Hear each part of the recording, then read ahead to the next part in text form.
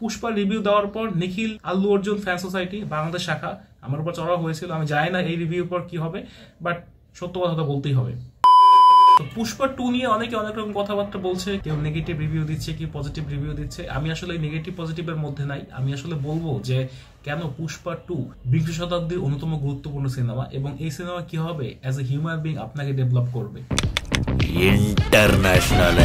এই জন্য প্রথমে যেটা বলতে হবে সেটা হচ্ছে এই সিনেমাটা আপনাকে ধৈর্য ধরতে শেখাবে। যেমন আপনি যদি পুরো সিনেমার এক্সটেন্ডেড কাট সহ যে ভার্সনটা আছে 3 ঘন্টা 44 মিনিটে, যেটা রিসেন্টলি নেটফ্লিক্স রিলিজ করলো, আপনি যদি ওই সিনেমাটা দেখেন, আপনি খেয়াল করলে দেখবেন যে একটা সিনেমার যে ডিউরেশন, এই ডিউরেশন দিয়ে 2টা বা 3টা সিনেমাও ক্ষেত্রে বিশেষে হয়ে যায়। সো এরকম একটা সময় যেখানে আমরা আসলে রিল সেন্ট্রিক জেনারেশন হয়ে গিয়েছি, যেখানে আমরা শর্ট ফরম্যাটের কন্টেন্ট অনেক বেশি কনজিউম করি, সেখানে আমাদেরকে ধাক্কা দেওয়ার জন্য যে এরকম একটা বড় ডিউরেশন সিনেমা যেটা আসলে ওয়েব সিরিজ হতে পারতো, সেটার জন্য থিয়েটারে প্রায় 4 ঘন্টা মানুষকে বসিয়ে রাখার এই যে ব্যাপারটা, এটা কিন্তু আপনাকে দিন শেষে মানুষ হিসাবে ইভলভ করাবে ইন্টারন্যাশনাল।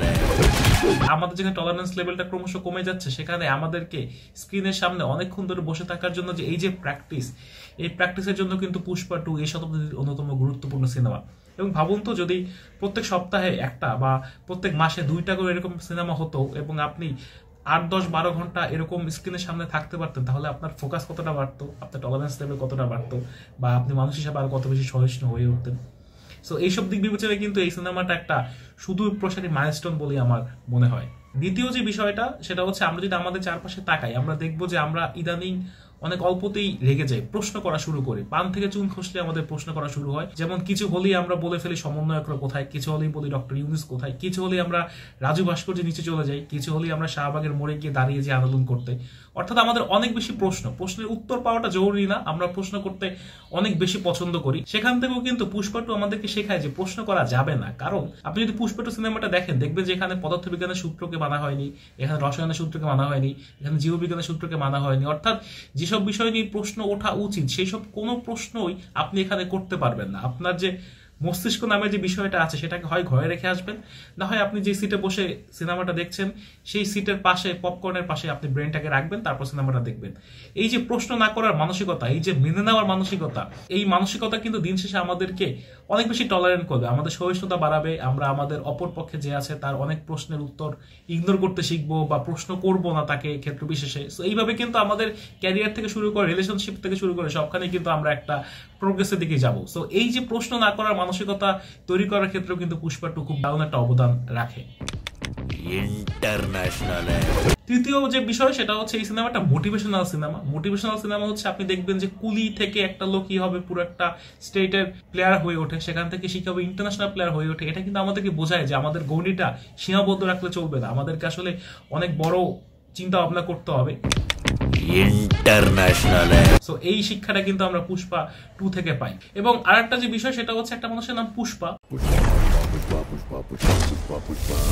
যে একটা সুইট নাম হবে, সেখানে না সেই মানুষটা অ্যাকশন করছে, এবং সে কখনো অ্যাকশন করছে ছেলেদের জামা কাপড় পরে, কখনো সে অ্যাকশন করছে মেয়েদের জামা কাপড় পরে, কখনো সে অ্যাকশন করছে হাত পা দিয়ে, কখনো সে অ্যাকশন করছে শুধু পা দিয়ে, কখনো সে অ্যাকশন করছে মুখ দিয়ে। এই যে পুরো বিষয়টা, এই যে একটা অ্যাকশন নিয়ে এই যে ফেটিশ, অ্যাকশন নিয়ে এই যে অবসেশন, এটা কিন্তু বোঝায় যে আসলে কাউকে কখনো থামিয়ে রাখা যাবে না। তোমার যদি হাত না থাকে তুমি তাহলে পা দিয়ে চলবে, তোমার যদি পা না থাকে তাহলে তুমি হামাগুড়ি দেবে, তুমি যদি হামাগুড়ি দিতে না পারো তাহলে তুমি বুকে ভর দিয়ে চলবে।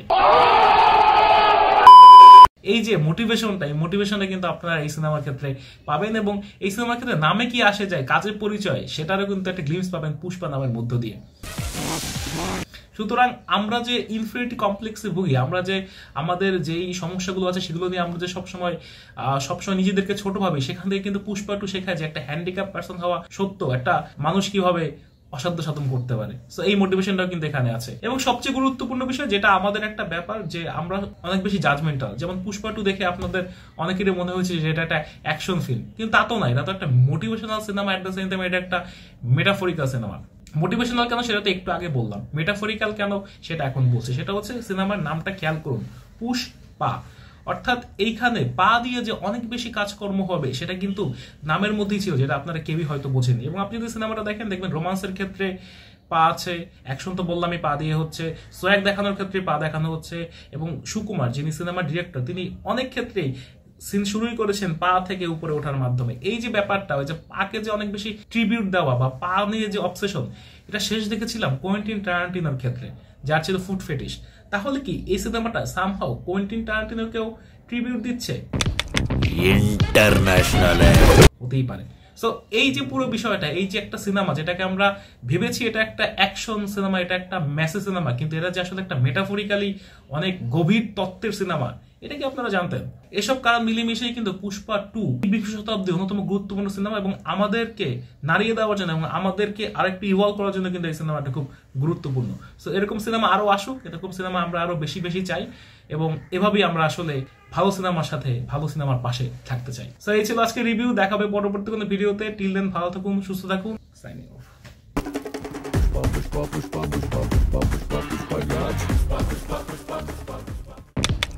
ইন্টারন্যাশনাল